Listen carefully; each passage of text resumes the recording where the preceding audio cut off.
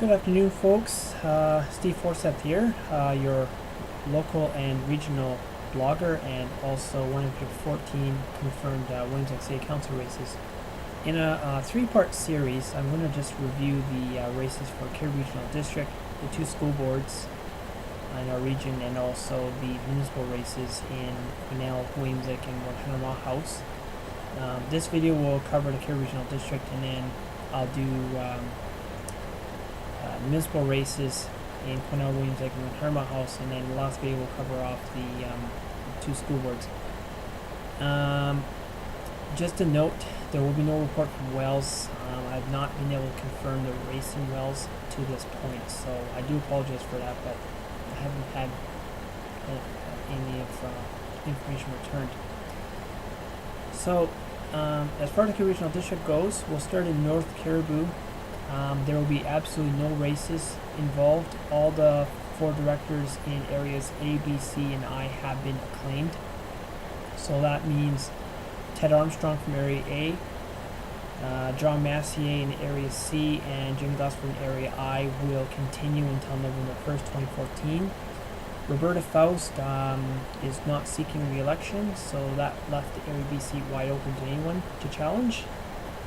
Accordingly, Louise Dixon Warren put her name forward. No additional names were forthcoming, and accordingly, Ms. Dixon Warren becomes the new Area B director. She will be formally sworn in on December 9th at the inaugural meeting of the Kerr Regional District Board. Down in Central Caribou, Chilcotin, firstly in Central Caribou, again, 2 of the 5 local directors for the Central Caribou subregion will continue. Deb Bischoff from Electoral Area D will continue as nobody challenged her for her seat, so she is safe until November 1, 2014, as is Area F Director Joan Sorley. Joan, as we all know, was successful candidate of 3 in the 2011 January by-election when Duncan Barnett resigned. In Area E, South Lakeside Dog Creek, there is a 4-way race for the Area E seat. Steve Mazur, who is the current director, will not be continuing as he and his wife Kathy are moving to Nova Scotia. The Area race consists of 2 former directors and 2 newbies.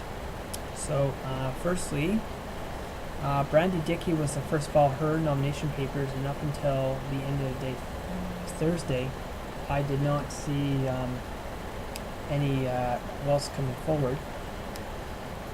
However, Byron Kemp, Stacy Wong, and Bill Carruthers all put their name forward yesterday.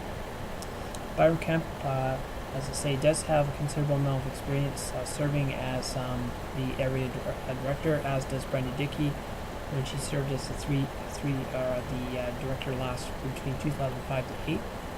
Stacy Wong and Bill Carruthers, this is their first time into local politics, so we'll see where that one goes. Moving into Chilcotin, I'll start with East Chilcotin first. As we know, Rick Mumford, current director, will not be seeking re-election. Local Lexus Creek resident Chad Burnett put his name forward. No one else did by the close of nominations yesterday at 4 p.m. So Mr. Burnett becomes the new Area K director. He too will be sworn in on December 9th.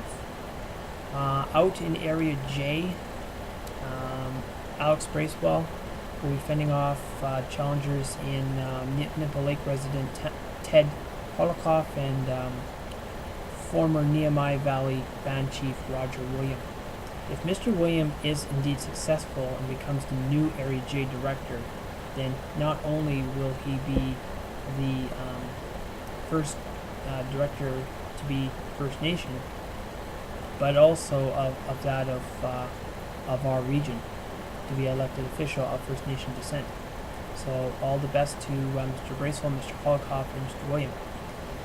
Down in South Caribou, firstly, Area G Director Al Richmond was successfully acclaimed as no one else filed his papers against Mr. Richmond, so he will continue until November 1, 2014. This is a stark contrast to 2008 when Mr. Richmond fended off a fairly easy challenge in Herb Cronenberg, who accused Mr. Richmond of a variety of number of things, but obviously people saw that challenge for what it was. In Area H, Canham Lake Forest Grove, Art Dumas, the current director, has elected to step down after 12 years of service. And consequently, Ron Lister and Margot Wagner, both area residents, have put their name forward. Ron Lister does have the backing of Art Dumas, but that may or may not carry weight as far as the lawyers are concerned. Which gets us down to Area L, Mont Butte Inner Lakes. Current director Bruce Rattray is seeking re-election, and up until yesterday I had assumed that he would not be challenged. Evidently, the challenger in Tom Baranak has decided that perhaps Mr. Rattray should not be acclaimed, but instead have to show what he's done for Area L residents over the last 3 years. My personal take on it is that Mr. Rattray will easily be elected. He's done a number of things to communicate with residents and fixed a lot of things in Area L, and as a result, I don't see him getting defeated. Anyway, that's the wrap for Caribou Regional District races, and in my next couple of videos I'll look at school board races and also municipal races in Quesnel, Williams Lake, and 100 Mile House. Thanks. Have a great day.